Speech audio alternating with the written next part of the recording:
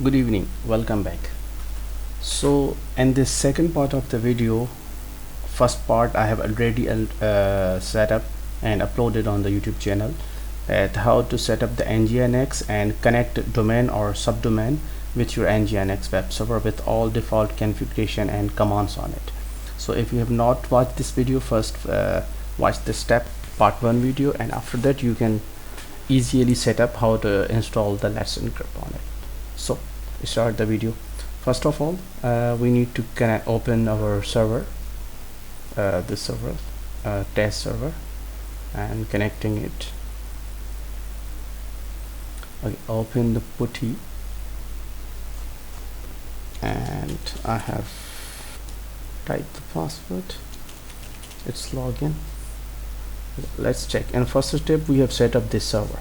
So server is currently working. See this is the website, but we do not have the SSL. If we type here, double click, it will give error because we don't have the SSL. See, it's the SSL error. So now we need to set up the SSL on this domain.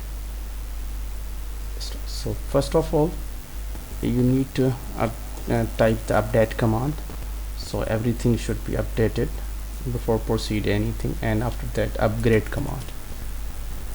So here is this, everything is up to date. The first install is Certbot. Certbot is included with the Python 3. So this is the Certbot. Yes,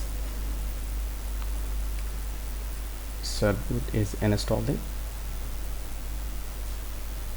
And now check the Nginx configuration again, that everything is working.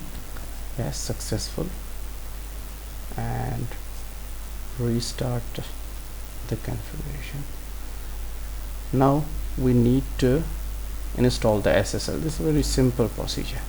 Copy this certbot and type here D means type domain on the domain. So if you have a www dot, then you can easily type D again space www dot catch22 cloud.com, right, like this one.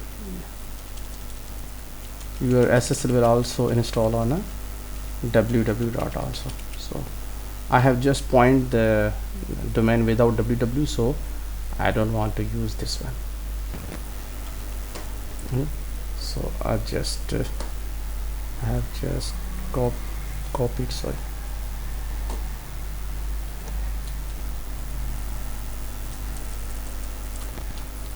Copied it and type enter.